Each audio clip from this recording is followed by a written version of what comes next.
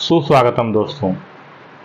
एक बार पुनः आप सभी का आपके अपने YouTube channel medico and poetry with Dhananjay पे स्वागत है, जहां आप पाते हैं दवाइयों के संदर्भ में संपूर्ण जानकारी।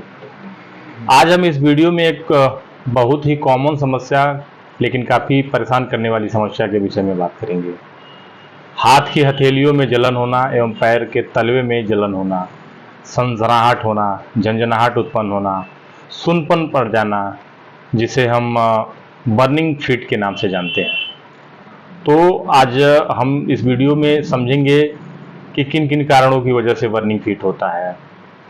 तो देखिए, मुख्यतः आज हम इसको पार्ट 1 और पार्ट 2 के करके समझेंगे कि पार्ट 1 में किन किन समस्याओं की वजह से बर्निंग फीट होता है, और पार्ट 2 में समझेंगे किस किस स्पेसिफिक डिजीज जो होते हैं, कुछ विशेष प्रकार की बीमारियों की वजह से बर्निंग फीट की समस्या उत्पन्न होती है। तो 1 बाय 1 करके हम समझ लेते हैं।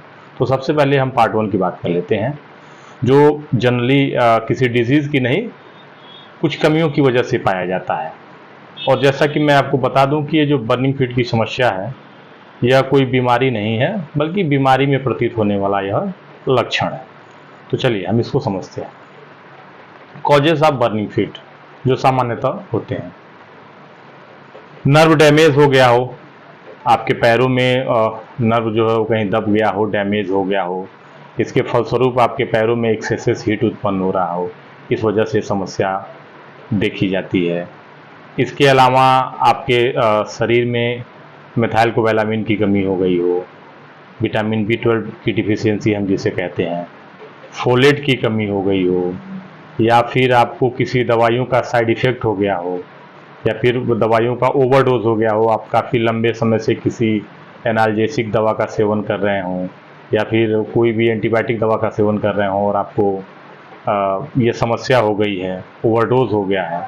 इसके कारण भी देखा गया कि बर्निंग फीट की समस्या देखी जाती है। एब्यूज़ एल्कोहल हो, हैवी मेटल पॉइजनिंग के केस में भी देखा जाता है कि इस तरह की समस्याएं आपके हाथ की हथेलियों में और पैरों के तलवों में जलन उत्पन्न होने लगता है। ये तो एक सामान्य समस्या की वजह से जो उत्पन्न होते हैं बर्निंग फीट की समस्या, उसको हमने जाना।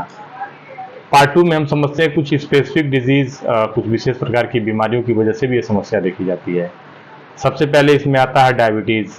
आप देखेंगे कि जो मधुमेह रोगी होते हैं उनके पैरों में सामान्यतः पैरों की समस्या बनी रहती है, जिसे हम न्यूरोपैथिक पेन भी कहते हैं। इसके अलावा आप देखेंगे कि आपके जो हाइपोथायराइडिज्म के जो पेशेंट होते हैं, आपके शरीर में थायराइड की जो मात्रा होती है वो काफ़ी कम हो जाती है, उस केस में भी ये समस्या देखी गई है।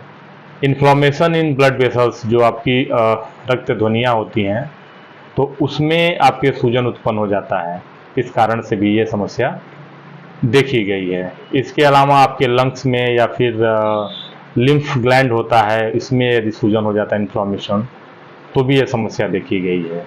या फिर कोई पेशेंट है जो HIV एड्स का पेशेंट है, उसमें भी बर्निंग फीट की समस्या देखी गई है। तो हमने समझा कि किन कारणों की वजह से बर्निंग फीट की समस्या उत्पन्न होती है। तो अब हम समझ लेते हैं कि पेशेंट को जब बर्निंग फीट की समस्या हो गई है, तो स्पेसिफिक जो कॉमनली कौन कौन से मेडिसिन्स हैं जो प्रयोग में लाए जाते हैं इस समस्या को ठीक करने के लिए, commonly use medicine to treat burning feet. तो चलिए हम इसको समझ लेते हैं। तो इसमें आता है आपका एमिट्रिप्टिलिन आता है, कार्बामाजेपिन आता है, डायलैक्सिटीन आता है, प्रीगाबालिन आता है, गाबापेंटिन आता है, मिथाइलकोबैलामिन आता है, फोलेट आता है, फॉलिक एसिड और मल्टीविटामिन की टैबलेट। तो ये कॉमनली यूज़ किए जाते हैं मेडिसिन्स बर्निंग फीट ट्रीटमेंट में डॉक्टर द्वारा।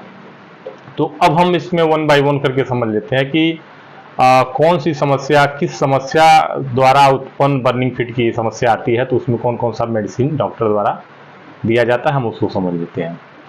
तो सबसे पहले यदि नर्व डैमेज की समस्या है, तो उसमें डॉक्टर द्वारा कौन कौन सा ट्रीटमेंट दिया जाता है, हम उसको जान लेते हैं। तो इसमें सबसे पहले आपको दिया जाता है प्रीगाबालिन 75 मिलीग्राम का कैप्सूल, या फिर गाबापेंटिन 300 मिलीग्राम का टैबलेट दिया जाता है। देखिए, दोनों दवा का प्रीगाबालिन और गाबापेंटिन का जो वर्क ऑफ मोड है वो सेम ही है, तो इन दोनों दवाइयों में से कोई एक दवा दिया जाता है।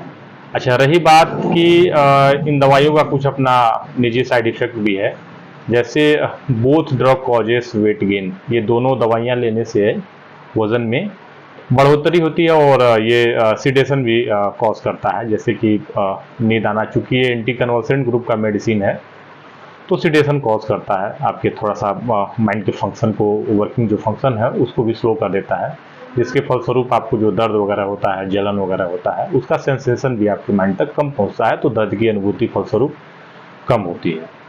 तो प्रीगाबालिन और गाबापेंटिन में से कोई दवा आप एक दवा दे सकते हैं।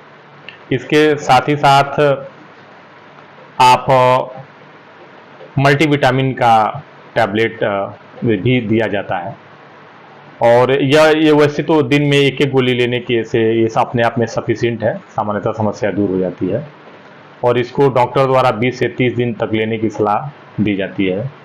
और यदि दर्द कुछ ज़्यादा है तो इसके साथ ही साथ आपको एमिट्रिप्लिन दिया जाता है, वो 10 और 25 मिलीग्राम के स्ट्रेंथ में आता है। डॉक्टर विल डिसाइड कि आपकी रिक्वायरमेंट क्या है, तो उसको भी रात को सोते समय गोली दी जाती है।